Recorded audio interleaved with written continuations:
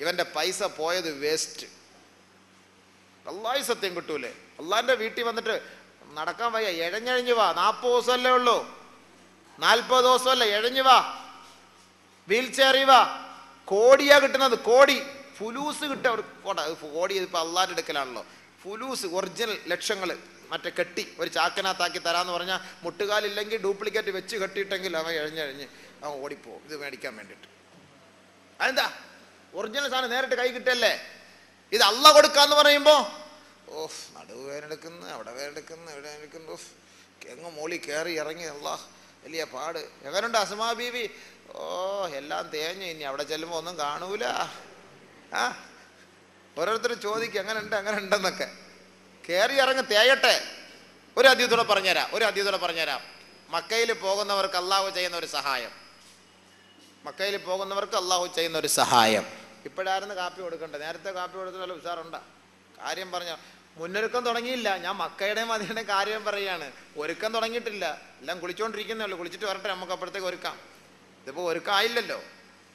അള്ളാഹുവിൻ്റെ അടുക്കൽ ദാവൂദ് നബി അലൈഹി സ്വലാത്തു വസ്സലാം ചോദിച്ചു അള്ളാഹിൻ്റെ അടുക്കൽ, യാ റബ്ബി മാലി ഇബാദിക അലൈക ഇദാ ഹും സാറൂക്. ദാവൂദ് നബി അലൈഹി സ്വലാത്തു വസ്സലാം അള്ളാഹുവിനോട് ചോദിച്ചു, അള്ളാഹുവേ, നിന്റെ വീട് സന്ദർശിക്കാൻ വരുന്ന നിന്റെ അടിമകൾക്ക് നീ നൽകുന്ന പ്രതിഫലം എന്താണ് നാഥാ? കണ്ട കേട്ടോ മനസ്സിലാക്കിക്കോ. നിന്റെ വീട് സന്ദർശിക്കാൻ വരുന്നവർക്ക് നീ കൊടുക്കുന്ന പ്രതിഫലം എന്താണല്ലാ? ഓ സൗദിയിൽ പോയി നമ്മൾ അത് കണ്ട് ഇത് കണ്ട്, എൻ്റെ മോൻ റിയാദിൽ നിന്ന് വന്ന് ദമ്മാമിൽ നിന്ന് വന്ന് ഞങ്ങൾ കണ്ട് സംസാരിച്ചാൽ നല്ല ഒരു മൊബൈൽ, സ്വിച്ചൊന്നും ഇല്ലാത്ത മൊബൈൽ, അങ്ങോട്ട് വിരൽ വെച്ചാൽ തന്നെ അത് കളറായിട്ട് മാറും, അത് ഇങ്ങനെ നമ്പർ വരും, അങ്ങനെ പറയാൻ അറിഞ്ഞൂടാ. അപ്പോൾ അത് ഇത് എന്തോ ഒരു സൈസ്. ഇതൊക്കെയാണ് പറഞ്ഞത്. ഹജ്ജിന് പോയിട്ട് വന്ന് എങ്ങനെയുണ്ട് സംഭവം? ഓ ആ കഅബയെ പൊതിഞ്ഞിരിക്കുന്ന ആ തുണി, അതിനകത്തുള്ള സ്വർണം, പടച്ചവനെ അതിൽ ഇത്തിരി അങ്ങനെ നമുക്ക് കിട്ടിയിരുന്നെങ്കിൽ 10 ഏക്കർ സ്ഥലം വാങ്ങിക്കാറുണ്ട്. ചിന്തിക്കുക ആളുകൾ പോയിട്ട് എങ്ങനെയായിരുന്നു ഇങ്ങനെയാണ്. ഇതൊക്കെയാണ് കുറിച്ച്. ഓ അള്ളാഹു എത്ര ഡിസ്പോസിബിൾ ഗ്ലാസ്സാ പടച്ചവനെ കളയുന്നത്. ഒരു കുടിക്ക് ഒരു ഗ്ലാസ് കളയുന്നത്. അതങ്ങാണ് ഇവിടെ കിട്ടിയിരുന്നത്, അതിൻ്റെ കച്ചവടം തുടങ്ങാമായിരുന്നു പടച്ചവനെ. എത്ര പൈസ നമുക്കിവിടെ കൊയ്തെടുക്കാമായിരുന്നു. ഡിസ്പോസിബിൾ ഒരു കുടിക്ക് കളയുക, നല്ല സൂപ്പർ സാധനം. ഇവിടുത്തെ വെള്ളം കൊടുക്കുമ്പോഴത്തേക്ക് ആക്സിഡൻ്റായ കാറ് പോലെയായി ചുളുക്കാതെ കിടക്കുന്നത്. ഇവിടുത്തെ ഒരു ഗ്ലാസ് ഡിസ്പോസിബിൾ ഗ്ലാസ് 10, 40 പൈസ 50 പൈസ കൊടുത്ത് മേടിച്ചു കഴിഞ്ഞാൽ കുടിക്കാൻ പറ്റുമോ? അവിടുത്തെ നിങ്ങളൊന്ന് പിടിച്ച് ഉടച്ചു നോക്കി, ഉടയൂല. ഒരു കുടി കുടിക്കുക, എടുത്തപ്പളെ കളയുക, കൊണ്ടുപോകുന്നത് കാണാം ഇഷ്ടം പോലെ. അള്ളാഹു അതങ്ങാനും കിട്ടിയ നമുക്ക് ജീവിക്കാൻ അത് മതിയായിരുന്നു. ഇവിടെ ഇത് വെച്ച് ജീവിക്കാൻ, കഴുകി വൃത്തിയാക്കി ഒരു പ്ലാസ്റ്റിക് കവർ കയറ്റി വിൽക്കാൻ പറ്റിയ സാധനം. അത്രയ്ക്ക് ഇതാണ്. അത് ഇതെല്ലാം കാണുമ്പോൾ അല്ലോ പെപ്സി കുടിച്ചിട്ട്, കൊക്കക്കോള കുടിച്ചിട്ട് ഓരോ ടെന്നുകളെ നമ്മുടെ ഉമ്മമ്മമാരെല്ലാം പടച്ചവനെ കടുവും ഉലുവായിട്ട് വെക്കാൻ പറ്റിയ നല്ല കുപ്പി, അതെല്ലാം ഇങ്ങനെ നടക്കുന്ന സമയത്ത് പതുക്കെ പറക്കിയെടുത്ത് ഒരു സിമ്മി കവറിനകത്തെടുത്ത് സൂക്ഷിച്ച് വെക്കും. വെച്ചാൽ ഇതെന്താ ഇത്? അതോ ചുമ്മാ നല്ല കടുവൊക്കെ ഇട്ട് നല്ല കുപ്പി. ഇതൊക്കെ കളയാൻ പറ്റുമോ നമുക്ക്? ഉമ്മമ്മമാരുടെ ജോലി അതാണ്. കാരണം ഇതൊക്കെ അവിടെ വേറെ നിസ്സാരമായിട്ട് ദൂരെ കളയുന്നതാണ്. ഇതൊക്കെ എടുത്ത് ഇങ്ങനെ പറക്കിയെടുത്ത് വെച്ചോണ്ടിരിക്കും. നമ്മളിതൊന്നും കാണുകയും ചെയ്യരുത്. അയ്യേ, ആ ഭാഗത്തേക്ക് ശ്രദ്ധിക്കുകയും ചെയ്യരുത്. പലരുടെ സാധനങ്ങൾ ഇങ്ങനെ കാണും, പല സാധനങ്ങൾ കാണും, വിലപിടിപ്പുള്ളതായിട്ട് നമുക്ക് തോന്നും. ഇതിനൊന്നും ഒരു വിലയും നമ്മൾ കൽപ്പിക്കണ്ട. ഇതെല്ലാം നിസ്സാരമാണ്. നമ്മുടെ ലക്ഷ്യം അതല്ല. എൻ്റെ ഹൃദയത്തിനകത്ത് പാപം കൊണ്ട് നിറഞ്ഞിരിക്കുകയാണ്, അതൊന്ന് കഴുകിക്കളണം. അതാണ് നമുക്ക് വേണ്ടത്. ദാവൂദ് നബി അലൈഹിസ്സലാത്തു വസ്സലാം അള്ളാഹുവിനോട് ചോദിച്ചു, അല്ലാഹ് പടച്ച തമ്പുരാനെ, നിന്റെ വീട്ടിലേക്ക് വരുന്നവർക്ക് നീ നൽകുന്ന സമ്മാനം എന്താണ് തമ്പുരാനെ? ഉടനെ അല്ലാഹു തആല നൽകിയ മറുപടി, അതെ, യാ ദാവൂദ്, ഇന്ന അലയ്യ ഹഖ്ഖൻ അലൽ മസൂരി ഹഖ്ഖൻ യാ ദാവൂദ്. ദാവൂദേ, എന്നെ സന്ദർശിക്കാൻ വരുന്നവർക്ക് എൻ്റെ മേൽ അവർക്ക് കടമയുണ്ട് ദാവൂദേ. എന്താണെന്നറിയുമോ? അൻ ഉആഫിയഹും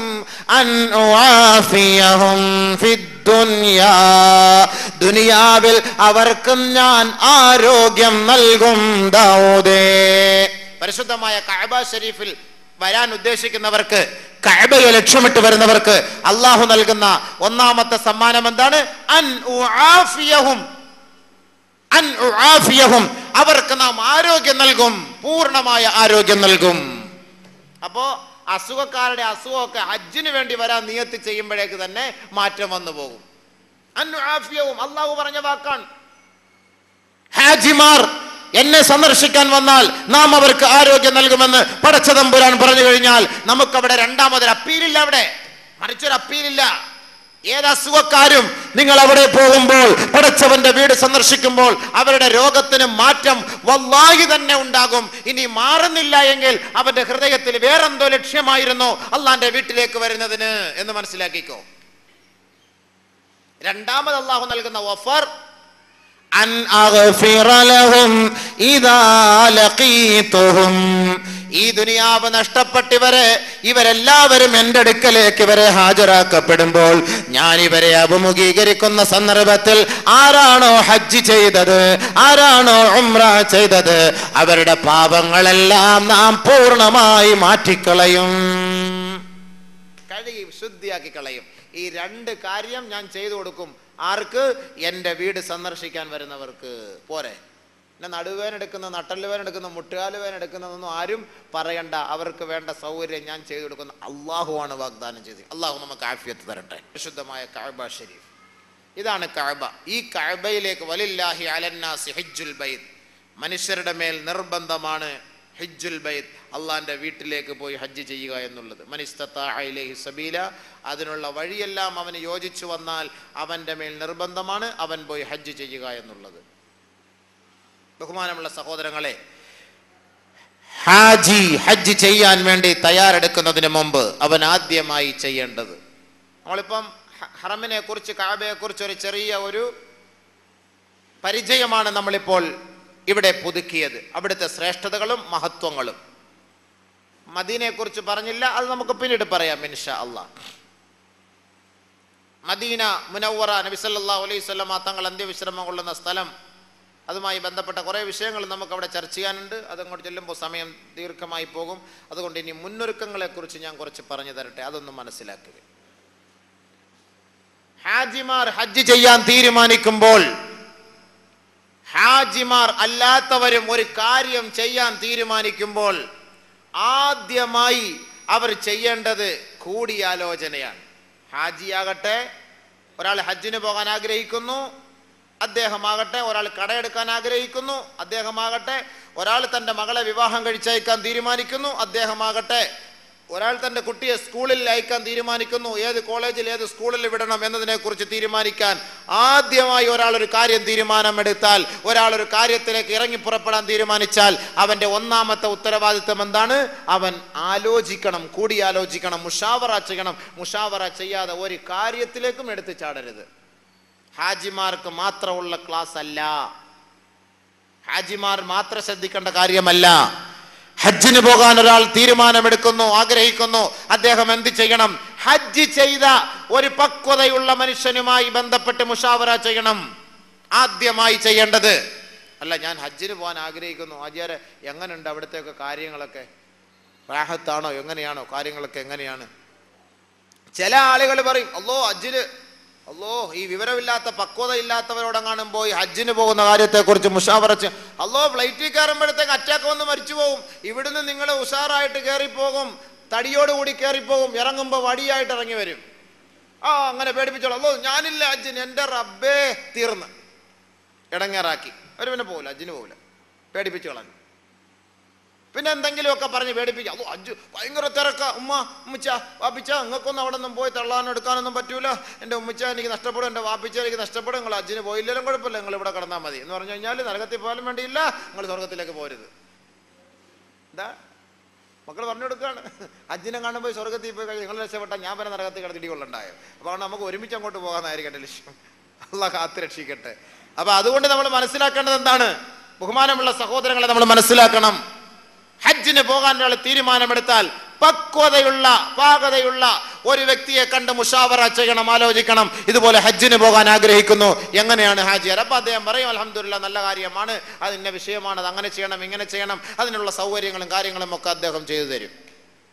ആലോചിക്കുക, ഇത് എല്ലാവരും ചെയ്യേണ്ട കാര്യം. നമ്മളൊരു കട എടുക്കാൻ തീരുമാനിച്ചു, ഓടിപ്പോയിട്ടൊരു കട എടുക്കാൻ നിൽക്കരുത്. പെട്ടെന്നൊരു കട, എവിടാ നല്ലൊരു കട, അസുഖമല്ല.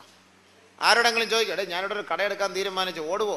ഒന്നുമില്ലെങ്കിൽ നീ ഓടും, അല്ലെങ്കിൽ കട ഇട്ടവ ഓടും, അല്ലെ നാട്ടുകാർ ഓടും, രണ്ടാമതൊരാൾ ഓട്ടം ഉറപ്പായിരിക്കും. അതുകൊണ്ട് കച്ചവടവുമായി ബന്ധപ്പെട്ട് നടക്കുന്ന ഒരു പക്വത ഉള്ള ഒരാളെ വിളിച്ചിട്ട് ചോദിക്കണം, ഹബീബെ ഞാനൊരു കടയെടുക്കാൻ തീരുമാനിക്കുന്നത്, എങ്ങനെയാണ് ഇവിടുത്തെ മാഹവിലും കാര്യങ്ങളൊക്കെ?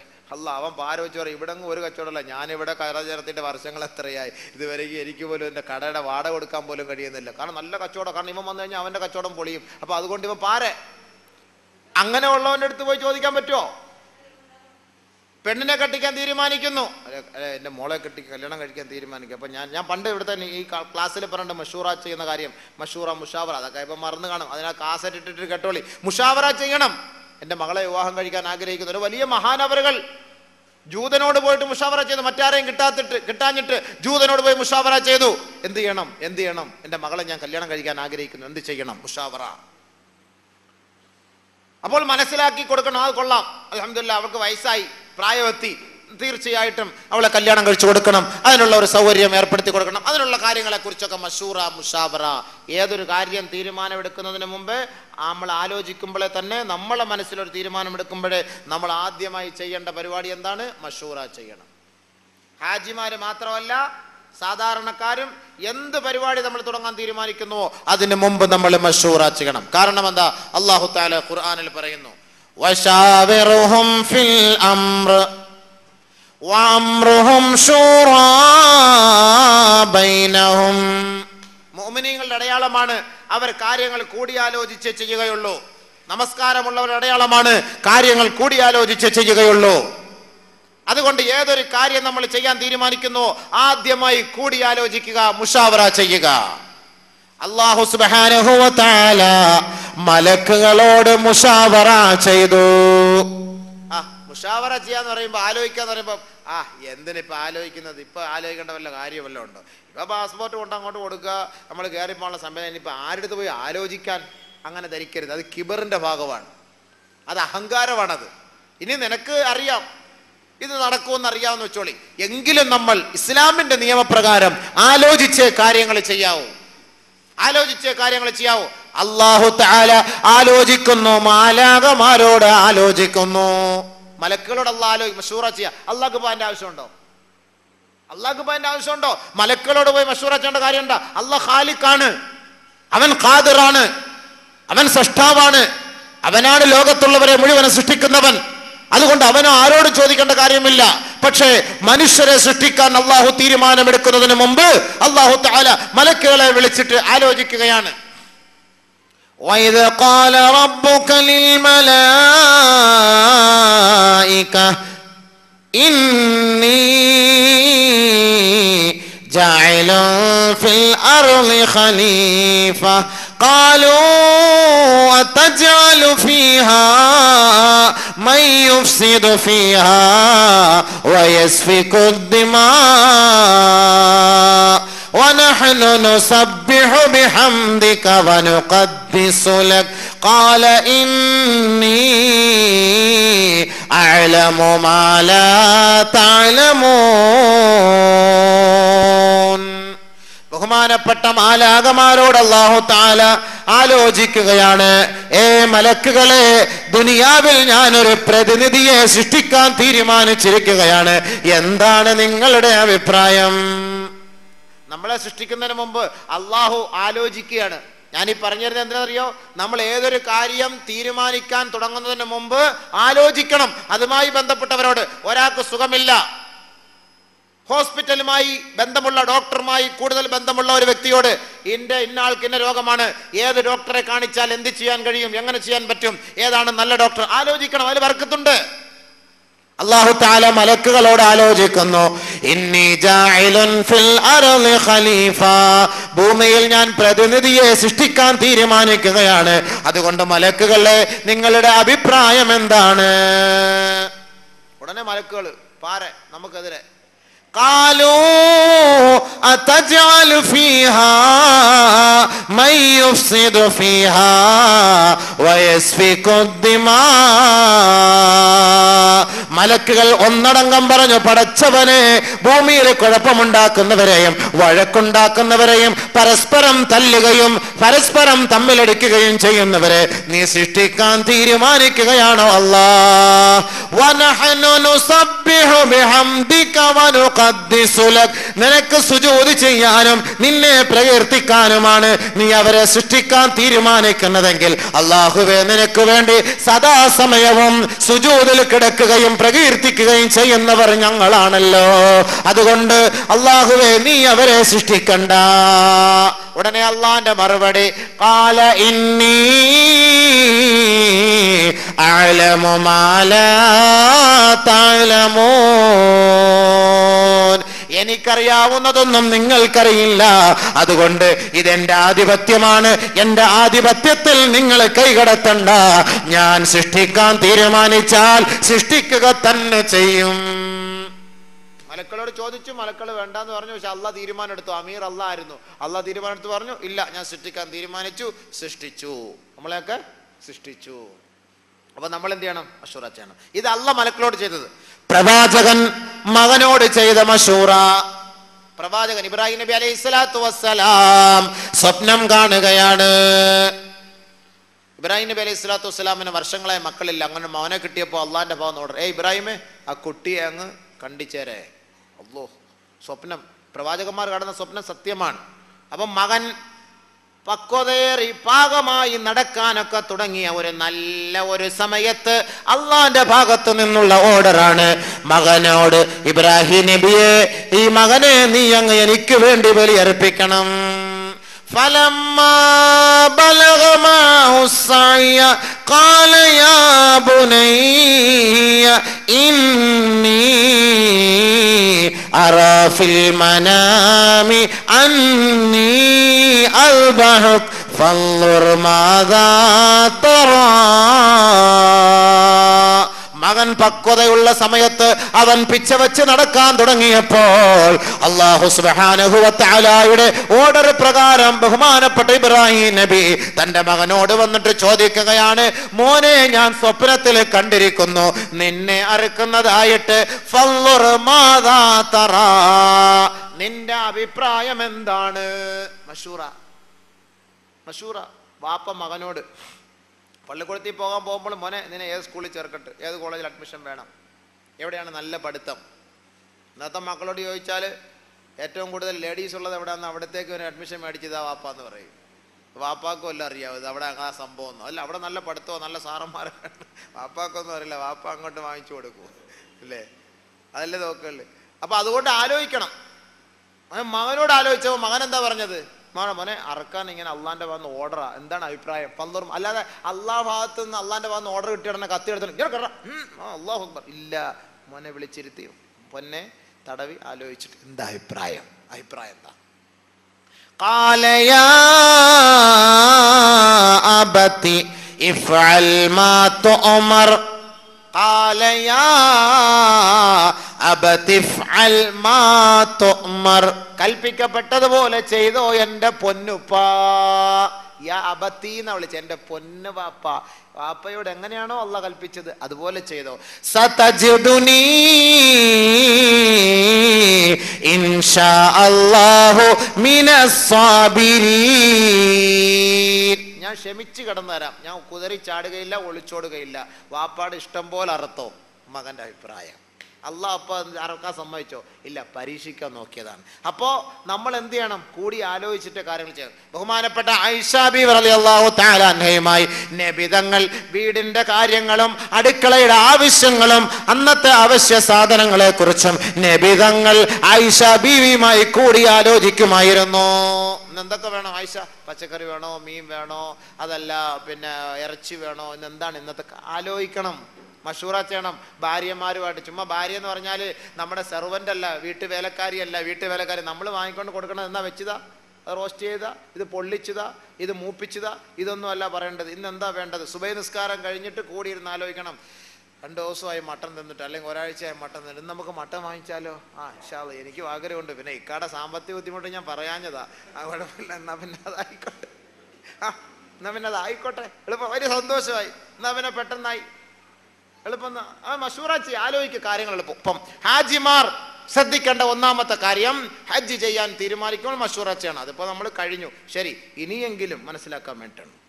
അത് കഴിഞ്ഞു. രണ്ടാമത്, തീരുമാനം എടുത്തു, അൽഹംദുലില്ലാഹ് പോകാനുള്ള തീരുമാനം. ഒരുപാട് ഗ്രൂപ്പുകാരുണ്ട്. ഇപ്പം ഏത് ഗ്രൂപ്പിനൂടെ പോകും? എല്ലാവരും ഹറമിനടുത്താന്നൊക്കെ പറയാം. അവിടെ ചെല്ലുമ്പോൾ അറിയാം ഹറമിനടുത്താണോ അതല്ല പുറത്താണോ, ഇനി ബർസഖിലാണോ, ഇനി ഭൂമിക്കടിയിലാണോ എന്നുള്ളതൊക്കെ. എല്ലാവരും ഹറമിനടുത്ത. ഈ ഹറമിനടുത്ത് എത്ര ഹോട്ടലുണ്ടോ? എല്ലാ ഹറമിനടുത്ത. ഇപ്പൊ ഹറമിനടുത്തുള്ള എല്ലാം പൊളിച്ചു കളഞ്ഞ്, ഹറമിന്റെ തൊട്ടടുത്തുള്ളതെല്ലാം ഇപ്പൊ പൊളിച്ചു കളഞ്ഞ്. മനസ്സിലായില്ലേ? അപ്പൊ ഇങ്ങനെ എല്ലാവരും പറയും. സംഭവം ശരി തന്നെ. നമ്മളെ ഇപ്പൊ ഇച്ചിരി ദൂരെ ആയാലും ഒതൊക്കെ എടുത്തിട്ട് നടന്നു വന്നാൽ കൂലി കിട്ടൂലേ? ഇവിടെ ഒന്നാണെങ്കിൽ അവിടെ 1,00,000 ഉസ്താദ് ഹറമിനടുത്താന്നൊക്കെ പറഞ്ഞിട്ട് ഇനി പുതിയ മസലായും കൊണ്ട് വരികയാണ് ദൂരെ. അല്ലേ? അല്ല, അങ്ങനെയൊന്നുമല്ല. നമ്മളെ കൊണ്ട് കഴിയുന്ന രീതിയിലനുസരിച്ചുള്ള അടുത്തുള്ള സ്ഥലം നമ്മൾ തിരഞ്ഞെടുത്തിട്ടുണ്ട്. ഇനിയിപ്പോൾ നമ്മളെത്തുമ്പോൾ അത് തന്നെത്താനെ പുറകോട്ട് പോകുമോയെന്നറിയില്ല. അതെല്ലാം കറക്റ്റായിരിക്കും. എടുത്തിരിക്കുന്നത് കറക്റ്റ് തന്നെയാണ് ഇൻഷാ അല്ലാഹ്. എങ്കിലും സുഹൃത്തുക്കളെ, ചില ആളുകൾ ദൂരെയായിരിക്കും, ചില ആളുകൾ അടുത്തായിരിക്കും, ചില ആളുകളുടെ സൗകര്യം പോലെ അങ്ങോട്ടും ഇങ്ങോട്ടൊക്കെ ആയിരിക്കും. നമ്മൾ എന്ത് ചെയ്യാൻ പാടില്ല? നമ്മൾ അതിൻ്റെ പേരിലൊരു വെപ്രാളമോ വഴക്കോ പ്രയാസമോ ഉണ്ടാകുക. ഒന്നുമെടുത്തിട്ട് റൂമിൽ നിന്ന് എപ്പോഴും ഹറമിലേക്ക് വരിക. ഓരോ നന്മ നമുക്ക് കിട്ടും, ഓരോ സ്വഭാവം. ഹറമിനകത്ത് കയറിയാൽ തന്നെ അകത്തോട്ട് പോകണമെങ്കിൽ പിന്നെയും പോകണം 1 കിലോമീറ്റർ. ഹറമിൻ്റെ ബോർഡറിലെത്തിയാൽ പിന്നെയും നടക്കണം. അങ്ങ് കാണണമെങ്കിൽ കഅബ അടുത്തേക്ക് പോകാൻ ഒരുപാട് നടക്കണം. ബഹുമാനമുള്ള സഹോദരങ്ങളെ, തീരുമാനമെടുത്തു കഴിഞ്ഞാൽ രണ്ടാമതായി അവർ ചെയ്യേണ്ടത് 2 റക്അത്ത് ഇസ്തിഖാറ നമസ്കരിക്കണം. ഇസ്തിഖാറ ഖൈറിന് വേണ്ടിയുള്ള നമസ്കാരം.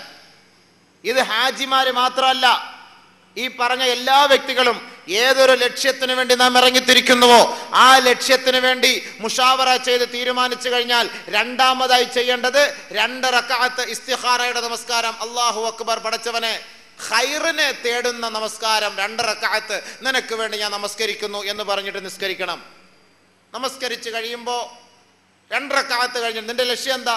ഹജ്ജിന് എനിക്ക് സുഖമില്ല, പോയാൽ ശരിയാകുമോ? പിന്നെ ഒരുപാട് ഗ്രൂപ്പുകാരുണ്ട്, ആരുടെ കൂടെ പോകണം, ഏതായിരിക്കും ഖൈറ് എന്നതിനെ കുറിച്ച് ചിന്തിക്കാനാണ് 2 റക്അത്ത് നമസ്കരിക്കാൻ പറയുന്നത്. അങ്ങനെ 2 റക്അത്ത് നമസ്കരിക്കണം.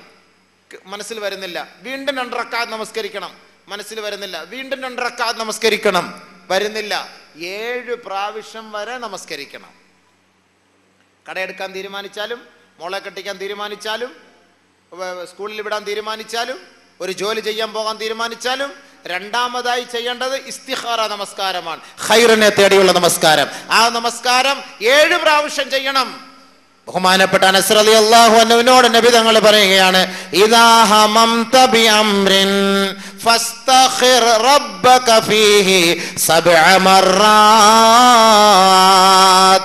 അനസേ, ഒരു കാര്യത്തിൽ ഒരു തീരുമാനമെടുക്കാൻ പോകുന്നതിന് മുമ്പ് അതിനെക്കുറിച്ച് നീ ചിന്തിക്കുമ്പോൾ, ചർച്ച ചെയ്യുമ്പോൾ നീ അള്ളാഹുവിനോട് 7 പ്രാവശ്യം ഇസ്തിഖാറ തേടണം.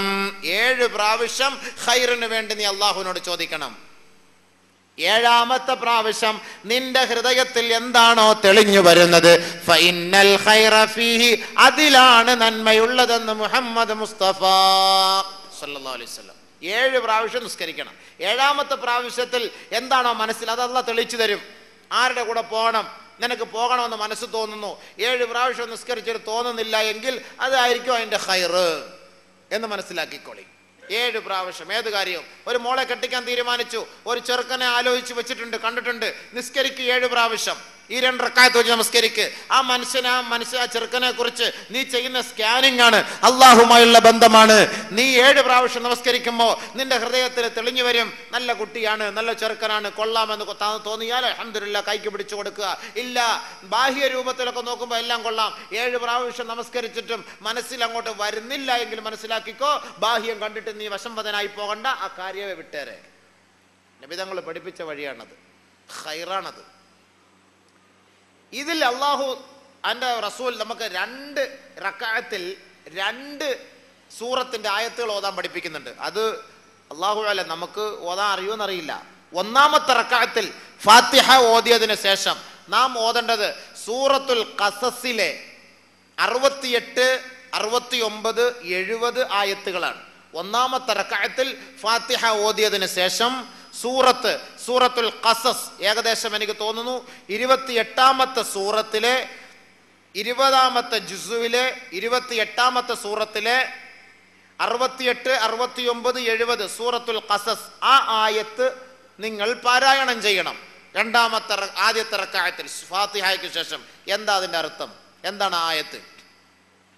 وَرَبُّكَ يَخْلُقُ مَا يَشَاءُ وَيَخْتَارُ مَا كَانَ لَهُمُ الْخِيَرَةُ سُبْحَانَ اللَّهِ وَتَعَالَى عَمَّا يُشْرِكُونَ وَرَبُّكَ يَعْلَمُ مَا تُكِنُّ صُدُورُهُمْ وَمَا يُعْلِنُونَ وَهُوَ اللَّهُ لَا إِلَهَ إِلَّا هُوَ لَهُ الْحَمْدُ فِي الْأُولَى وَالْآخِرَةِ وَلَهُ الْحُكْمُ وَإِلَيْهِ تُرْجَعُونَ.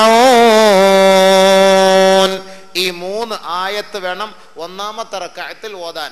അത് അറിയില്ല എങ്കിൽ സൂറത്തുൽ കാഫിറൂൻ, ഖുൽ യാ അയ്യുഹൽ കാഫിറൂൻ. എന്താ ഇതിന്റെ അർത്ഥം? وَرَبُّكَ يَخْلُقُ مَا يَشَاءُ وَيَخْتَارُ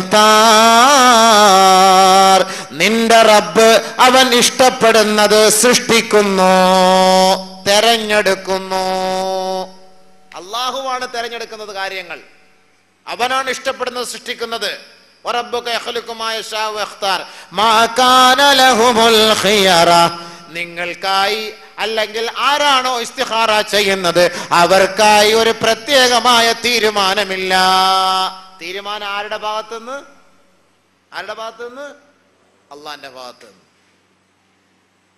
وَرَبُّكَ يَعْلَمُ مَا تُكِنُّ صُدُورُهُمْ وَمَا تُعْلِنُونَ നിന്റെ ഹൃദയത്തിന്റെ അന്തരംഗങ്ങളിൽ എന്താണോ ഉദ്ദേശിച്ചത് അതിന്റെ യാഥാർത്ഥ്യം എന്താണ് എന്ന് അതിന്റെ യഥാവിധി അറിയുന്നവൻ അല്ലാഹു മാത്രമാണ്. അവൻ ഒളിഞ്ഞതും തെളിഞ്ഞതും രഹസ്യമായതും പരസ്യമായതും അറിയുന്നവനാണ്. അതുകൊണ്ട് നീ അള്ളാഹുവിനോട് ചോദിക്ക്, അവൻ അതിന്റെ നിജസ്ഥിതി എന്തെന്ന് നിനക്ക് അറിയിച്ചു തരും. ഒന്നാമത്തെ റക്അത്തിൽ. രണ്ടാമത്തെ റക്അത്തിൽ ഫാത്തിഹ ഓതിയതിനു ശേഷം 33ാമത്തെ സൂറത്തുൽ അഹ്സാബിലെ 21ാമത്തെ ആയത്ത് ഓതണം. സൂറത്തുൽ അഹ്സാബ് 21ാമത്തെ ജുസു, 22ാമത്തെ ജുസു. وَمَا كَانَ لِمُؤْمِنٍ وَلَا مُؤْمِنَةٍ إِذَا قَضَى اللَّهُ وَرَسُولُهُ أَمْرًا أَن يَكُونَ لَهُمُ الْخِيَرَةُ مِنْ أَمْرِهِمْ وَمَن يَعْصِ اللَّهَ وَرَسُولَهُ فَقَدْ ضَلَّ ضَلَالًا مُبِينًا. അള്ളാഹുവും റസൂലും ഒരു സത്യവിശ്വാസിനിക്കും ഒരു തീരുമാനം എടുത്തു കഴിഞ്ഞാൽ ആ തീരുമാനത്തെ മറികടക്കാൻ നിങ്ങളെ കൊണ്ട് ആവില്ല. അങ്ങനെ ആരെങ്കിലും വ്യതിചലിച്ചു കഴിഞ്ഞാൽ അവൻ വ്യക്തമായ വഴികേടിലാണെന്ന് പരിശുദ്ധ ഖുർആൻ. എന്നിട്ട് സൂറത്തുൽ ഇഖ്ലാസ് ഓതണം, ഖുൽ ഹുവല്ലാഹു അഹദ്. അപ്പോ നമുക്കായിട്ടൊരു തീരുമാനമില്ല. തീരുമാനം ആരുടെ ഭാഗത്തു നിന്നാണ്? അള്ളാന്റെ ഭാഗത്തു നിന്ന്. അപ്പൊ നീ ഇങ്ങനെ 7 റക്അത്ത് നിസ്കരിക്കുമ്പോൾ തീർച്ചയായിട്ടും അള്ളാഹു നിന്റെ മനസ്സിൽ തോന്നിച്ചു. നിസ്കാരം കഴിഞ്ഞു, ദുആ ചെയ്യണം. അല്ലാഹുമ്മ ഇന്നി അസ്തഖീറുക ബിഖുദ്റതിക വസ്തഖീറുക ബിഇൽമിക വസ്തഖ്ദിറുക ബിഖുദ്റതിക വഅസ്അലുകൽ ഇൽമ ഇന്നക തഅലമു വലാ അഅലമു വഅൻത തഖ്ദിറു വലാ അഖ്ദിറു. പടച്ചവനെ, നിന്നോട് ഞാൻ ഇന്ന കാര്യത്തെക്കുറിച്ച് ഞാൻ ഖൈർ ചോദിക്കുകയാണ്. നീ കഴിവുള്ളവനാണ്, എനിക്ക് കഴിവില്ലാത്തവനാണ്. നീ അറിയുന്നവനാണ്, ഞാൻ ഒന്നും അറിവില്ലാത്തവനാണ്. അതുകൊണ്ട് ഇന്ന കാര്യം ഈ വർഷത്തെ ഹജ്ജിന് പോകാൻ ഞാൻ ആഗ്രഹിക്കുന്നു. അള്ളാഹു അത് ഖൈറാണ് എങ്കിൽ നീ എനിക്ക് എളുപ്പമാക്കിത്ത. അള്ളാഹ് നീ എനിക്ക് അതിന് കഴിവുത, നീ അതിനെ എളുപ്പമാക്കിത്ത. എൻ്റെ മകളെ ഇന്നവന് വിവാഹം കഴിക്കാൻ ഞാൻ ആഗ്രഹിക്കുന്നു. യാ അള്ളാഹ് അത് കൊള്ളാമെങ്കിൽ നീ എനിക്കത് എളുപ്പമാക്കിത്ത, അതിനുള്ള കഴിവുത അള്ളാഹുവേ. ഒരു കട നടത്താൻ തീരുമാനിക്കുന്നു. യാ അള്ളാഹ് അത് വിജയിക്കുമെങ്കിൽ നീ എനിക്ക് അറിയിച്ചത് അള്ളാഹ്, നീ അത് എളുപ്പമാക്കിത്ത അള്ളാഹ്. ദുആ ചെയ്യണം. നിസ്കാരം കഴിഞ്ഞ് ദുആ ചെയ്യുമ്പോൾ 7 പ്രാവശ്യം ദുആ ചെയ്യുമ്പോൾ അള്ളാഹു നിന്റെ മനസ്സിൽ അത് തോന്നിച്ചു തരും ഇൻഷാ അള്ളാഹ്. ബഹുമാനമുള്ള സഹോദരങ്ങളെ, ഹാജിമാര് ശ്രദ്ധിക്കേണ്ട അടുത്ത കാര്യം, 1 മശൂറ ചെയ്യുക, 2 ഇസ്തിഖാറ ചെയ്യുക. മൂന്നാമതായി നാം ശ്രദ്ധിക്കേണ്ടത് ദുനിയാവിൻ്റെ കാര്യങ്ങൾ, അതായത് ടിക്കറ്റ്, പാസ്പോർട്ട്, ഇതുമായി ബന്ധപ്പെട്ട വിഷയങ്ങളുമായി ബന്ധപ്പെട്ട് അതിൻ്റെ ഉത്തരവാദിത്തപ്പെട്ട ആളുകളെ ഏൽപ്പിക്കുക. ഇത് ദുനിയാവിൻ്റെ കാര്യങ്ങളാണ്. ഏൽപ്പിച്ചു കഴിഞ്ഞു, അത് നമുക്കറിയാമല്ലോ, സാദാ സീത, പിന്നെ അവരത് ആ ഭാഗങ്ങളൊക്കെ നോക്കിക്കൊള്ളും. ഇനി നമ്മൾ ശ്രദ്ധിക്കേണ്ടത് ഹാജിമാർ മൂന്നാമതായി ശ്രദ്ധിക്കേണ്ട മഹത്തായ കാര്യം, ഇത് ദീനിയായ കാര്യമാണ് അടുത്തത് പറയാൻ പോകുന്നത്. ഈ കാര്യമാണ് ഹജ്ജ് കബൂലാകുന്നതിന്റെ മുന്നോടിയായി നാം ചെയ്യേണ്ട ഏറ്റവും മർമ്മപ്രധാനമായ ഒരു ഭാഗം. എന്താണത്? തൗബ ചെയ്യുക, പശ്ചാത്തപിക്കുക. നമ്മളിപ്പോൾ ഹജ്ജിന് പോകുന്നു, അപ്പം നമ്മൾ ഹജ്ജിന് പോവല്ലേ? ഇപ്പം ഹജ്ജിന് പോയി കഴിയുമ്പോഴത്തേക്ക് നമുക്ക് അവിടെ വെച്ചൊക്കെ തൗബ ചെയ്താൽ പോരെ, പശ്ചാത്തപിച്ചാൽ പോരെ? ഇവിടെ ഇപ്പം എന്തിനാ അതിൻ്റെയൊക്കെ ഇപ്പം ആവശ്യം? പോയി അതാണ് പ്രശ്നം. നമ്മളൊരു വണ്ടി പണിയാൻ കൊടുത്തു, അതിൻ്റെ നെറ്റ്, ബോൾട്ട്, അതിൻ്റെ ഓരോ സാധനങ്ങളൊക്കെ, സ്പെയർ പാർട്സുകളൊക്കെ നമ്മൾ മാറ്റി, എല്ലാം നമ്മൾ മാറ്റിയെടുത്തു. പക്ഷെ അതൊന്ന് അവസാനമായി വാട്ടർ സർവീസ് ചെയ്താലേ അതൊരു പൂർത്തിയാവുകയുള്ളൂ. വണ്ടിയുടെ പണി കഴിഞ്ഞു, സർവീസ് സെന്ററിൽ കൊണ്ടുപോയാൽ എല്ലാം മാറ്റിയെടുത്തിട്ട് അവർ നേരെ ഇനി തരൂല. പിന്നെ എന്ത് ചെയ്യും? അവസാനമായി ചെയ്യുന്ന പണി എന്താ? നമ്മൾ അവസാനം രാവിലെ വണ്ടി കൊണ്ട് കൊടുത്തിട്ട് വൈകിട്ട് 5 മണിക്കൊന്ന് വണ്ടി പണി തീർന്നില്ലേ? എല്ലാം പണി കഴിഞ്ഞ് കിടക്കുകയാണ്, വാട്ടർ സർവീസ് വരെ ചെയ്താൽ മതി. ഈ പണി കഴിയലാണ് ദുനിയാവിലെ തൗബ ചെയ്ത് തീർക്കല്. സർവീസ് എവിടാ? അവിടെ ചെല്ലുമ്പോൾ കഴുകി, അപ്പോഴാണ് കയ്യോമ വലതത്തുഹു ഉമ്മുഹു, ഇന്ന് നിങ്ങളുടെ ഉമ്മ പ്രസവിച്ചതുപോലെ നീ ആയി വരിക. അപ്പോഴാണല്ലോ പുതിയ വണ്ടിയായിട്ട് തോന്നുക. അഴുക്ക് പിടിച്ച വണ്ടി, അതിന്റെ പണിയെല്ലാം കഴിഞ്ഞു, നമ്മൾ മോലാളിയുടെ അടുത്തിൽ കൊണ്ട് മോലാളി എല്ലാം പണിഞ്ഞു. മോലാളിക്ക് തന്നെ വിശ്വാസം വരുമോ? ഇത് നീ എവിടെ പണിഞ്ഞു? മോലാളി ഒന്ന് ഓടിച്ചു നോക്ക്, ഇപ്പൊ തട്ടുമുട്ട് സൗണ്ടൊന്നും ഇല്ല, നീ പണിഞ്ഞിട്ടില്ല. കാരണം എന്താ? സർവീസ് ചെയ്യാത്തത് കൊണ്ട്. ഇനി പണിഞ്ഞില്ല എന്ന് വെച്ചോളി, കഴുകി വൃത്തിയാക്കിക്കൊണ്ട് പോകുമ്പോൾ പണിഞ്ഞെന്നായിരിക്കും അവർ തോന്നുക. അതുകൊണ്ട് സുഹൃത്തുക്കളെ, മൂന്നാമതായി ഹാജിമാർ, ഹജ്ജിന് പോകുന്നവർ ശ്രദ്ധിക്കേണ്ട കാര്യം, തൗബ ചെയ്യണം, പശ്ചാത്തപിക്കണം, തൗബ ചെയ്യണം. സഹോദരങ്ങളെ, ഹാജിമാരും ഹജ്ജ് ചെയ്യാൻ ആഗ്രഹിക്കുന്നവരും ഹജ്ജ് ചെയ്യാത്തവരും ഈ വിഷയം ഒന്ന് ശ്രദ്ധിച്ച് കേൾക്കണം, പശ്ചാത്താപത്തിന്റെ വിഷയം.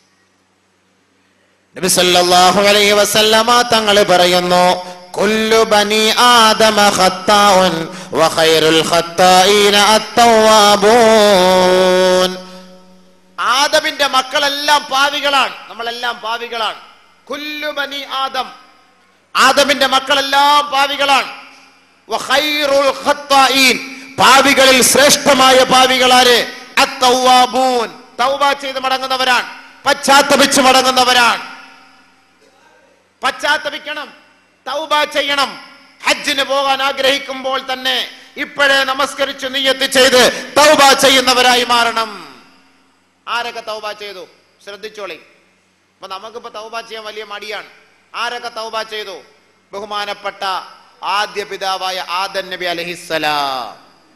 കഴിക്കരുത് എന്ന് പറഞ്ഞ കനി കഴിച്ചു പോയി, ഇടങ്ങേറായി, പ്രശ്നമായി, അവസാനം രക്ഷയില്ല. എന്ത് ചെയ്തു? തൗബ. എന്താ തൗബ? റബ്ബനാ ളലംനാ അൻഫുസനാ വഇൻ ലം തഗ്ഫിർ ലനാ വതർഹംനാ ലനകൂനന്ന മിനൽ ഖാസിരീൻ. പടച്ചവനെ, ഞങ്ങൾ രണ്ടുപേരും ഞങ്ങളുടെ സ്വന്തത്തോട് അക്രമം ചെയ്തു പോയി. അല്ലാഹുവേ, നീ ഞങ്ങൾക്ക് മാപ്പ് തന്നില്ല എങ്കിൽ ഞങ്ങൾ തീരാ നഷ്ടവാളികളായിരിക്കും. അല്ലാഹ്. ആദം നബി തൗബ ചെയ്തു. മൂസാ നബി തൗബ ചെയ്തു. ചുരുക്കി പറഞ്ഞു പോവുകയാണ്. മൂസാ നബി തൗബ ചെയ്തു. മൂസാ നബി അദ്ദേഹത്തിന്റെ കൂട്ടത്തിൽപ്പെട്ട, ഗ്രൂപ്പിൽപ്പെട്ട ഒരു വ്യക്തിയെ എതിർ ഗ്രൂപ്പുകാരൻ അടിക്കുന്നത് കണ്ടുകൊണ്ട് മൂസാ നബി അലൈഹി സ്വലാത്തു വസ്സലാം അത് കണ്ടുകൊണ്ട് സഹിക്ക വയ്യാതെ തന്റെ അനുയായി അടിക്കുന്നത് കണ്ടിട്ട് ഒരൊറ്റ അടി വെച്ചു കൊടുത്തു. എതിരാളിക്ക്, തന്റെ ഗ്രൂപ്പിലുള്ള നീ അടിക്കാൻ നീ ആരാടാ? ഒരൊറ്റ വീക്ക് വെച്ചു കൊടുത്തു. ആള് വടിയായി. മൂപ്പിൽ അറിഞ്ഞില്ല, ഇത് ചാവൂന്ന് അറിഞ്ഞില്ല, ഒരു അടി വെച്ചാൽ കൊടുത്തു. സംഭവം എന്തായി? അല്ലാഹ്. ഉടനെ ഒരു പ്രവാചകൻ ചോദിച്ച പണിയാണ് ഒരാൾ അടിച്ചില്ല എന്ന് പറയുന്നത്. മൂസാ നബി അലൈഹി സ്വലാത്തു വസ്സലാം എന്ത് ചെയ്തു? ഉടനെ തൗബ ചെയ്തു. റബ്ബി ഇന്നി ളലംതു നഫ്സി, അല്ലാഹുവേ, ഞാൻ എൻ്റെ സ്വന്തത്തോട് അക്രമം ചെയ്തു പോയി. അല്ലാഹ് ഫഗ്ഫിർലി, എനിക്ക് നീ പുറത്തുതാ അല്ലാ, മാപ്പ് ചെയ്തതാ അല്ലാ. ഫഗഫറ ലഹു, ആ തൗബ അല്ലാഹ് സ്വീകരിച്ചു, മാപ്പ് നൽകി. ആദം നബി അലൈഹി സ്വലാത്തു വസ്സലാം തൗബ ചെയ്തപ്പോ അല്ലാഹ് മാപ്പ് നൽകി. മൂസാ നബി തൗബ ചെയ്തപ്പോ അല്ലാഹ് മാപ്പ് നൽകി. യൂനുസ് നബി അലൈഹി സ്വലാത്തു വസ്സലാം വദന്നൂനി ഇദ് ദഹബ മുഗാളിബാ ഫളന്ന അല്ലൻ നഖ്ദിറ അലൈഹി ഫനാദാ ഫിൽ ളുലുമാത് അല്ലാ ഇലാഹ ഇല്ലാ അൻത സുബ്ഹാനക ഇന്നി കുൻതു മിനൽ ളാലിമീൻ. നൂഹ് നബി, ബഹുമാനപ്പെട്ട യൂനുസ് നബി അലൈഹി സ്വലാത്തു വസ്സലാം ദേഷ്യപ്പെട്ട് ആരും എന്റെ ഈ ഒരു സന്ദേശം അംഗീകരിക്കുന്നില്ല എന്ന് കരുതിക്കൊണ്ട് ബഹുമാനപ്പെട്ട യൂനുസ് നബി അലൈഹി സ്വലാത്തു വസ്സലാം ആ നാട് വിട്ട് ഓടുകയാണ്, ഓടിപ്പോവുകയാണ്. ദേഷ്യപ്പെട്ടു പോവുകയാണ്. ഇത്ര നാൾ കൊണ്ട് ഞാനിവിടെ ദീനിന്റെ പ്രബോധനം ഒരു മനുഷ്യൻ പോലും സ്വീകരിക്കുന്നില്ല. ദേഷ്യപ്പെട്ടു പോയി, കപ്പലിൽ കയറി. കപ്പലിന് ഭാരം കൂടുതലുണ്ടല്ലോ, ടിക്കറ്റ് എടുക്കാത്ത ആരോ കയറിയതുപോലെ തോന്നുന്നല്ലോ, ഭാരം കൂടുതൽ. നറുക്കെടുത്തപ്പോൾ ഇട്ടപ്പോൾ ആരുടെ പേര് വന്നു? യൂനുസ് നബി അലൈഹി സ്വലാത്തു വസ്സലാമിന്റെ. പൊക്കിയെടുത്ത് വെള്ളത്തിലേക്ക് ഇട്ടു. അന്നത്തെ കാലഘട്ടത്തിൽ അങ്ങനെയായിരുന്നു സംസ്കാരം. അന്നത്തെ കാലഘട്ടത്തിൽ അങ്ങനെയായിരുന്നു. കള്ള ടിക്കറ്റ് ഇല്ലാതെ കയറി കഴിഞ്ഞാൽ അപ്പോളെ പൊക്കിയെടുത്ത് വെള്ളത്തിൽ. ഇത് അള്ളാന്റെ പരീക്ഷണമാണ്. എടുത്ത് വെള്ളത്തിലിട്ടു. മീൻ വിഴുങ്ങി. ആ മീനിനെയും യൂനുസ് നബിയെയും മറ്റൊരു മത്സ്യം വിഴുങ്ങി. വയറ്റിനകത്ത് കിടന്നപ്പോ യൂനുസ് നബി അലൈഹി സ്വലാത്തു വസ്സലാം വിളിച്ചു.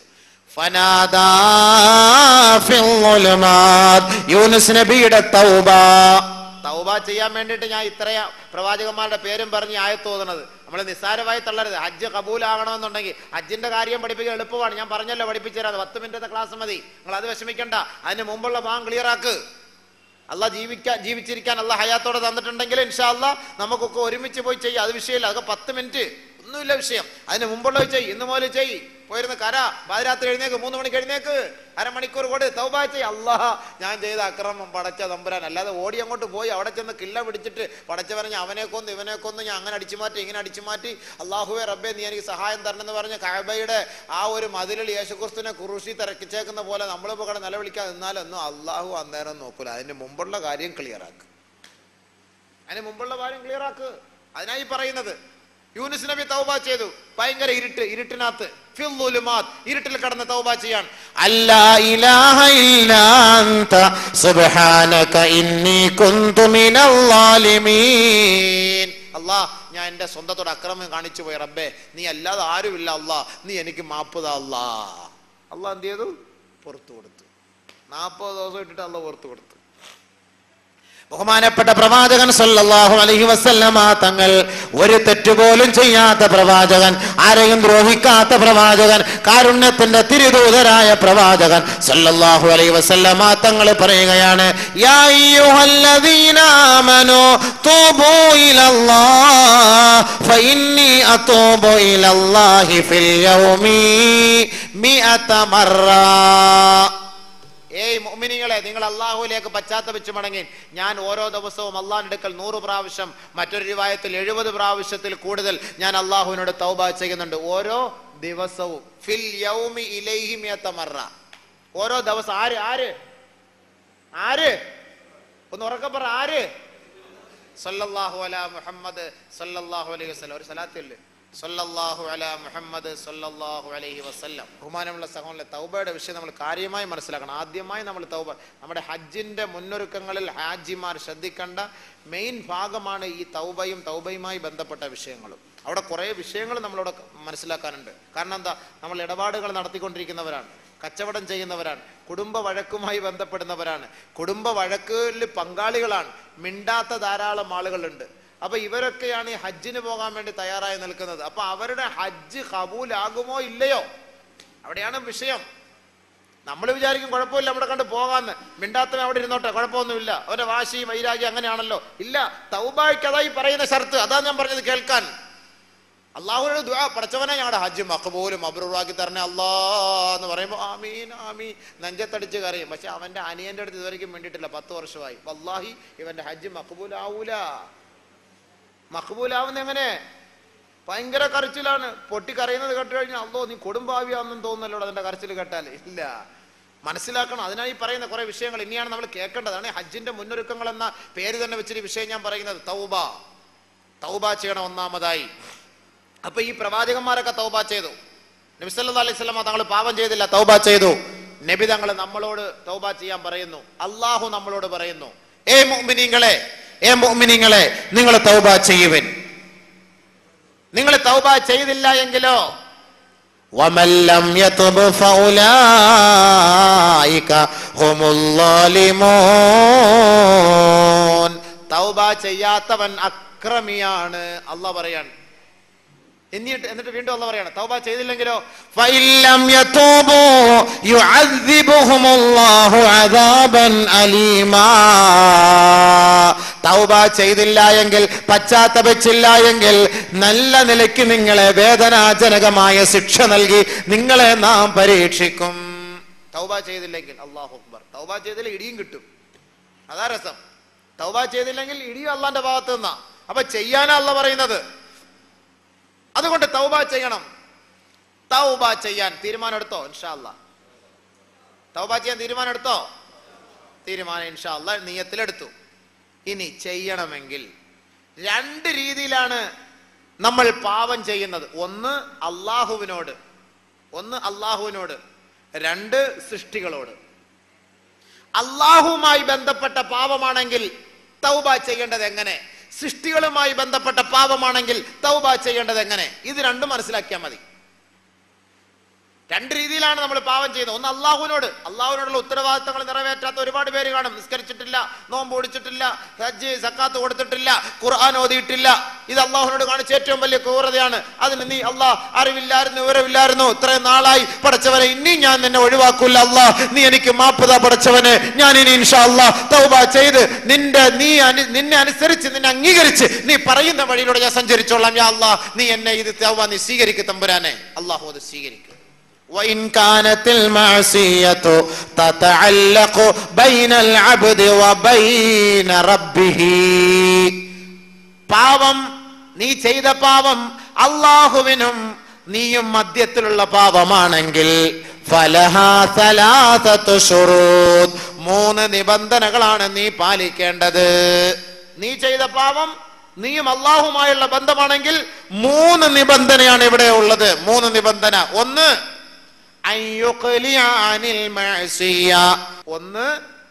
ചെയ്തുകൊണ്ടിരിക്കുന്ന പാപം പിഴുതു കളയുക, മൂടോടെ പറിച്ചം കളയുക. ഇപ്പൊ പലിശക്കാര് ഹജ്ജിന് പോകാൻ ആഗ്രഹിക്കുന്നു, പറിച്ച് അതെല്ലാം ദൂരെ കളഞ്ഞ് മേലാൽ ഈ പരിപാടിയും വേണ്ട, ഒന്നും വേണ്ട.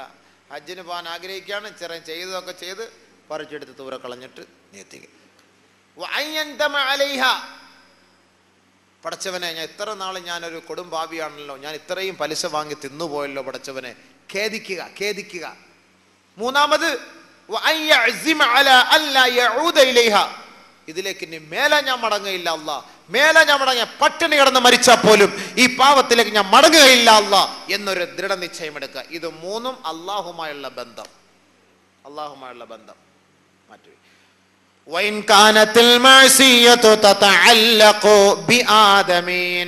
മനുഷ്യരുമായുള്ള പാപമാണെങ്കിലോ, നിന്റെ പാപം മനുഷ്യരുമായി ബന്ധപ്പെട്ടതാണെങ്കിലോ, മനുഷ്യരുമായുള്ള ചർച്ചയിലാണെങ്കിലോ, മനുഷ്യരുമായി ഇടപാട് കളപ്പെട്ടതാണെങ്കിലോ, ഫലഹാ അർബഅത്തു ശുറൂത്ത്, 4 നിബന്ധനകളാണ്.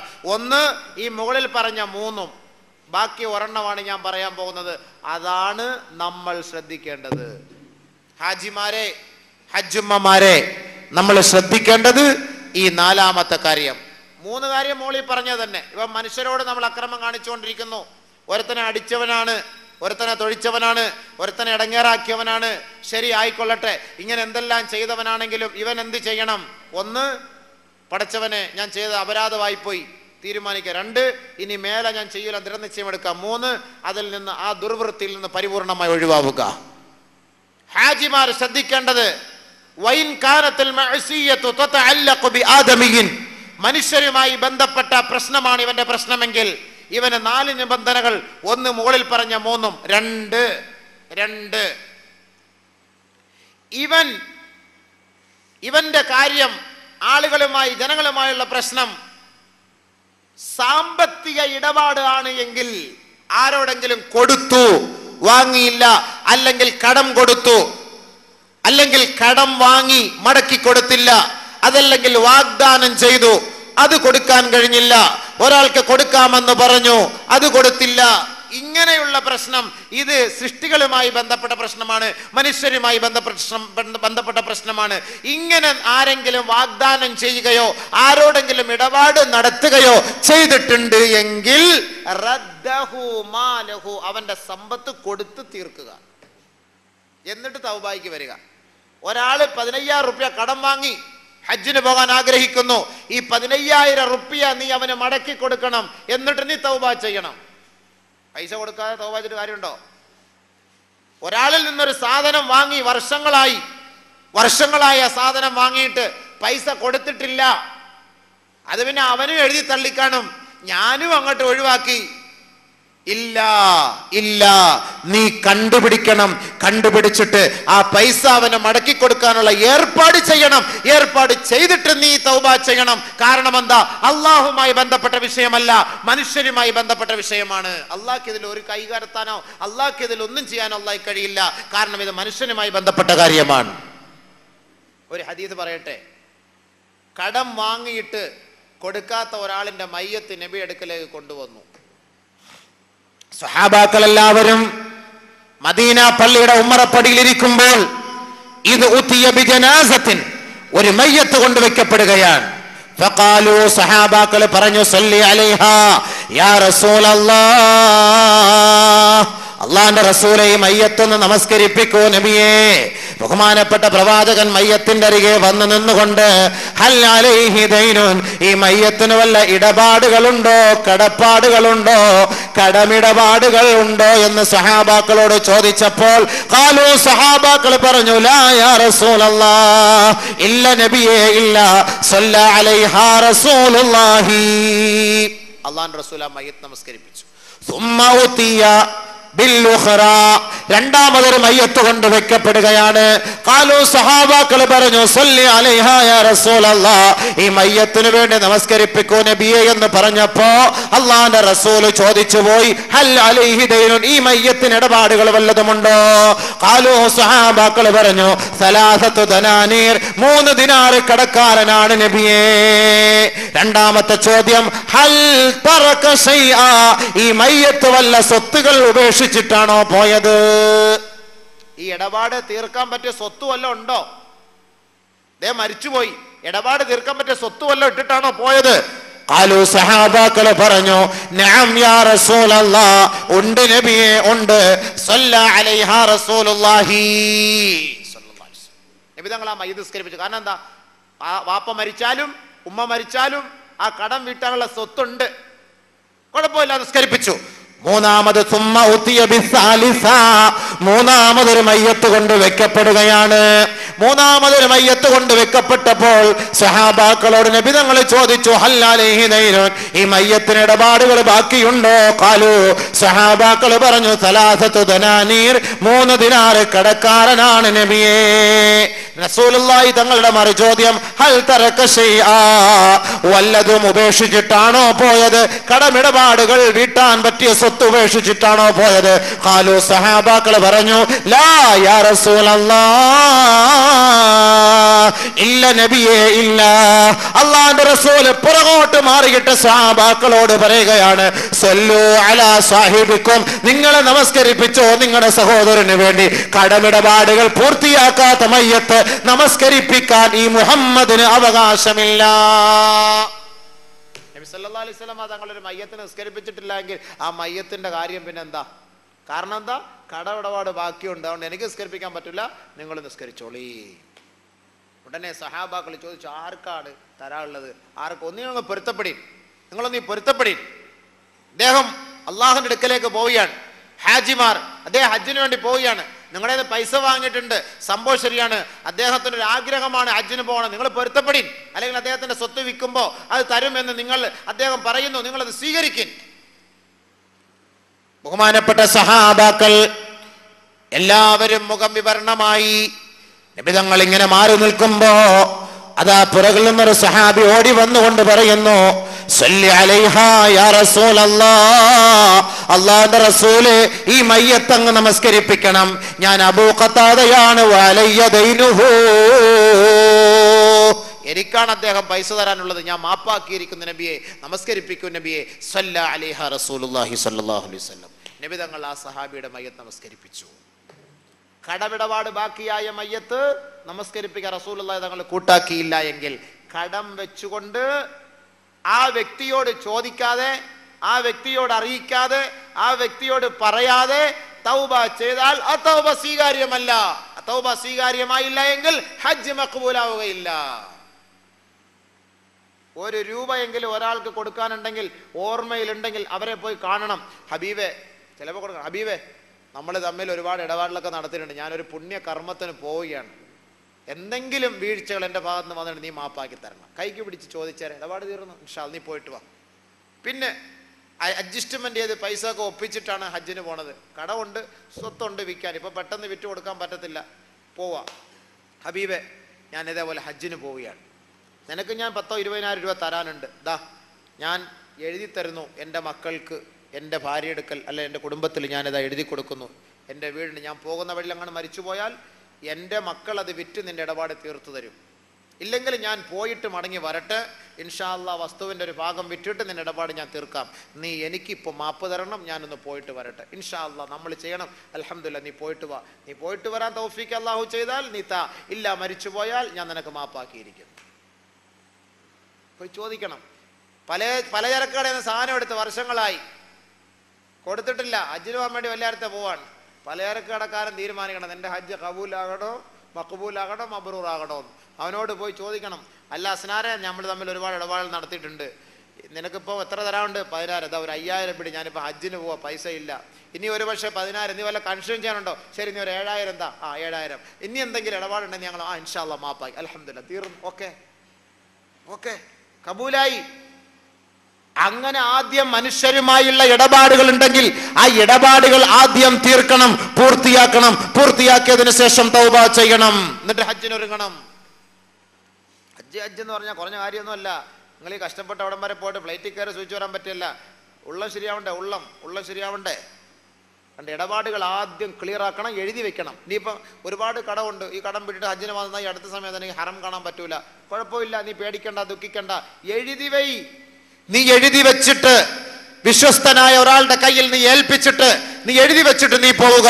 അല്ലാഹു സുബ്ഹാനഹു വ തആല ആ എഴുതി വെച്ച കരാറിന്റെ അടിസ്ഥാനത്തിൽ നീ ഒരുപക്ഷെ മരണപ്പെട്ടു പോയാൽ പടച്ച തമ്പുരാൻ എന്ത് ചെയ്യും? അത് മാപ്പാക്കി തരും. നീ എഴുതി വെച്ചിട്ട് പോ. ഉത്തരവാദിത്തം അതാണ്. കടമിടപാടുകൾ പൂർത്തിയാക്കാത്തിടത്തോളം കാലം സ്വർഗത്തിൽ കയറാൻ പറ്റൂല. ഒരു മനുഷ്യന്റെ ആത്മാവ് ആകാശത്തിന്റെയും ഭൂമിയുടെയും ഇടയിൽ കൊളുത്തപ്പെട്ടിരിക്കും. നഫ്സുൽ മുഅ്മിനി മുഅല്ലഖത്തും ബിദൈനിഹി. കടമിടപാടുകളുടെ കാരണത്താൽ ഒരു മനുഷ്യന്റെ ആത്മാവ് ആകാശത്തിലേക്ക് ഉയരുകയില്ല, സ്വർഗത്തിലേക്ക് ഉയരുകയില്ല. അത് കൊളുത്തപ്പെട്ടിരിക്കും. ഹത്താ യുഖ്ളാ ദൈനുഹു. അവന്റെ ഇടപാട് പൂർത്തിയാകുന്നത് വരെ. അവന്റെ ഇടപാട് പൂർത്തിയാക്കിയാൽ മാത്രമേ അവന്റെ ആത്മാവ് സ്വർഗത്തിലേക്ക് കയറുകയുള്ളൂ എന്ന് റസൂലുള്ളാഹി. യുഗ്ഫറു ലിശ്ശഹീദി കുല്ലു ദൻബ്. ശുഹദാക്കളുടെ, രക്തസാക്ഷികളുടെ സകലമാന പാപങ്ങളും അല്ലാഹു മാപ്പ് ചെയ്യും. ഇല്ല ദൈൻ, ഇടപാട് ഒഴിച്ച്. ഇടപാടിന്റെ കാര്യം അല്ലാഹ് ഏറ്റെടുക്കുകയില്ല. ബാക്കിയുള്ള എന്ത് പാപം നീ ചെയ്തിട്ടാണ് അള്ളാന്റെ മാർഗത്തിൽ നീ വീരമൃത്യു വരിച്ചതെങ്കിലും നിന്റെ പാപം അല്ലാഹു മാപ്പാക്കി തരും. പക്ഷെ കടമിടപാട് അത് അല്ലാഹുമായി ബന്ധപ്പെട്ടതല്ല, അത് അവരുമായി തീർക്കേണ്ട കാര്യമാണ്. ഇല്ലെങ്കിൽ ശുഹദാക്കൾക്ക് പോലും അല്ലാഹ് മാപ്പാക്കി കൊടുക്കൂല. അതുകൊണ്ട് എന്ത് ചെയ്യണം? തൗബ ചെയ്യുന്നതിന് മുമ്പ് ഇടപാട് എഴുതി പൂർത്തിയാക്കി കബൂലാക്കിയിട്ട് വരണം. അടുത്തത്, ആരെയെങ്കിലും നീ അപരാധം പറഞ്ഞിട്ടുണ്ടെങ്കിൽ, നീ ആരെങ്കിലും ഏതെങ്കിലും പെണ്ണിനെ അല്ലെങ്കിൽ ഏതെങ്കിലും പെണ്ണുങ്ങൾ ഏതെങ്കിലും പുരുഷനെ അപരാധം പറഞ്ഞിട്ടുണ്ടെങ്കിൽ, നീ അങ്ങനത്തവളാണ്, നീ ഇങ്ങനത്തവളാണ്, നീ അങ്ങനത്തവനാണ്, നീ ഇങ്ങനത്തവനാണ്, അപരാധം പറയുക. അങ്ങനെ അപരാധം പറഞ്ഞിട്ടുണ്ടെങ്കിൽ മക്കനഹു മിൻഹു, അവനിൽ നിന്ന്, അവനെ കൊണ്ടുപോയി അതിൽ നിന്ന് ഒന്നുകിൽ അവനെ അടിക്കണം, കദഫ് ചെയ്യണം. കദഫ് ചെയ്തതിന്റെ പേരിൽ ഹദ്ദടി അടിക്കണം. ഇല്ല, ഇന്ന് ഇവിടെ നമ്മുടെ നാട്ടിൽ അതില്ല എങ്കിൽ, ഇന്ന് നാട്ടിൽ നടപ്പനുസരിച്ചില്ലല്ലോ, അവനോട് പോയി പൊരുത്തം ചോദിക്കണം. അതിനാണ് ഹാജിമാർക്ക് പറ്റിയ ഒരവസരം, പൊരുത്തം ചോദിക്കാൻ പറ്റിയൊരവസരം. പറഞ്ഞു കാണും ഇഷ്ടം ഇഷ്ടംപോലെ പറഞ്ഞു കാണും. പക്ഷെ ഇവനെയാ പറഞ്ഞെന്നുള്ളത് അവനറിയില്ല. നമുക്ക് എന്ത് പറ്റും? ഹജ്ജിന് പോകുന്നതിന് മുമ്പ് ഒരു വണ്ടി എടുക്കണം, എല്ലാ കുടുംബക്കാരെയും പോയി കാണണം, മൊത്തം കുടുംബക്കാരെയും. ചുമ്മാ മുഴുവൻ പേരെയും വിളിച്ചു കൂട്ടി ചാപ്പാട് കൊടുക്കലല്ല ഇവിടെ വിഷയം. നാട്ടുകാരെ മുഴുവനും വിളിച്ചോട് വലിയ പോത്തിനെ വെട്ടി ചാപ്പാട് കൊടുക്കലല്ല വിഷയം. അതിന് മുമ്പുള്ള കാര്യം ചെയ്. വണ്ടിയെടുത്ത് നിനക്കറിയാവുന്ന കൂട്ടുകാരെയും പരിചയക്കാരെയും അയൽവക്കക്കാരെയും സ്വന്തക്കാരെയും മുഴുവനും നീ പോയി കണ്ടിട്ട് നീ നിന്റെ കാര്യം പറയണം. അതുപോലെ ഒരു പുണ്യകർമ്മത്തിന് പോവാണ്. മനുഷ്യനാണ് ഞാൻ, ചിലപ്പോൾ നിന്നെ കുറിച്ചൊക്കെ എന്തെങ്കിലുമൊക്കെ പറഞ്ഞു കാണും, നീ എന്നെയും പറഞ്ഞു കാണും. നമുക്ക് അങ്ങോട്ടും ഇങ്ങോട്ടൊക്കെ മാപ്പാക്കി തരാം. മാപ്പാക്കാൻ പറഞ്ഞ് കെട്ടിപ്പിടിച്ച് മുസാഫത്ത് ചെയ്ത് ചുംബിച്ച് ഉമ്മ വെച്ച് പൊരുത്തപ്പെട്ട് കരഞ്ഞിട്ട് വാ, അൽഹംദുലില്ലാ, കാര്യം കബൂൽ. ഇനി അതല്ല, ആരോടെങ്കിലും മിണ്ടാതെ ദേഷ്യം വെച്ചുകൊണ്ട് വാശിയുടെയോ വൈരാഗ്യത്തിന്റെ പേരിൽ അവനോട് പോയി എനിക്ക് ചോദിക്കാൻ കഴിയുകയില്ല, വല്ലാഹി സത്യം, നീ 2 ലക്ഷം റുപ്യ മുടക്കി നീ ഹജ്ജിന് പോയത് കൊണ്ട് യാതൊരു പുണ്യവുമില്ല. മുന്നൊരുക്കം ശ്രദ്ധിക്കാൻ പറയാണ്. ചെയ്താൽ ഉള്ള മഖബൂലായ ഹജ്ജോടുകൂടി മടങ്ങി വരാം, ഇല്ലെങ്കിൽ വാശിയുടെ ഹജ്ജിനോടുകൂടി മടങ്ങി വരാം. വാശിയുടെ ഹജ്ജ്, വൈരാഗ്യത്തിന്റെ ഹജ്ജ്. പടച്ചവനെ, ഇവനുമായിട്ട് ഞാൻ 10 വർഷമായി വഴക്കിലാണ്, ഞാൻ ഇവനോട് പോയി എങ്ങനെ പോയി സംസാരിക്കുക? ഇവന്റെ വീട്ടിലേക്ക് പോയാൽ ഇവൻ ഒരു പക്ഷേ എന്നെ അടിച്ചാലോ, അല്ലെങ്കിൽ പട്ടി അഴിച്ചു വിട്ടാലോ, അല്ലെങ്കിൽ എന്നെ പേടിപ്പിച്ചാലോ, അല്ലെങ്കിൽ എന്നെ കല്ലെറിഞ്ഞാലോ, അവന്റെ മക്കളെ കാണുമ്പോൾ എന്റെ കൊങ്ങായിക്ക് പിടിച്ചാലോ, പേടിക്കണ്ട, നീ ധൈര്യമായിട്ട് പോ, അസ്സലാമു അലൈക്കും, പോയി കാര്യം പറ, അസ്സലാമു അലൈക്കും. അപ്പൊ അവൻ ചീത്ത വിളിക്കും, വന്നേക്കൊന്ന് പോടാ എന്നൊക്കെ പറഞ്ഞു. നമ്മുടെ ഉത്തരം, ഞാനേ ഹജ്ജിന് പോവുകയാണ്, ഞാൻ ചെയ്തു പോയ പാവം എല്ലാം മാപ്പാക്കി തരണം, ഞാൻ അഹങ്കാരിയായിരുന്നു, ഇനിയിപ്പോൾ എല്ലാം ഞാൻ മാപ്പാക്കിയിരിക്കുന്നു, നീ എനിക്ക് വേണ്ടി പുറത്തു തരണം. നിനക്കോ ദുനിയാവിലുമില്ല ആഖിറത്തിലുമില്ല, നിന്റെ തലമണ്ട ഇടിവെട്ടട്ടെ, വെള്ളിടി വീഴട്ടെ, നീ അവിടെ പോയി ട്രിപ്പറിന്റെ അടിയിൽ കയറിയിട്ട് പഠിച്ചവൻ എന്റെ മയ്യത്ത് പോലും ഇങ്ങോട്ട് കൊണ്ടുവരാതിരിക്കട്ടെ. നല്ല കാര്യമല്ലേ, മക്കളടക്കാൻ തൗഫീഖ് കിട്ടിയാൽ അവൻ ദുആ എടുക്കാം നമുക്ക് വേണ്ടി. നിന്റെ മയ്യത്ത് ഇങ്ങോട്ട് കൊണ്ടുവരാതെ പരിശുദ്ധമായ മണ്ണിൽ തന്നെ അടക്കം ചെയ്യട്ടെ. അൽഹംദുലില്ലാ, അള്ളാഹുവിന്റെ തൗഫീഖോടുകൂടി മക്കയുടെയോ മദീനയുടെയോ മണ്ണിലെങ്ങാനും മരിക്കാനൊരു അവസരം ലഭിച്ചാൽ അവൻ സ്വർഗവാസിയാൻ.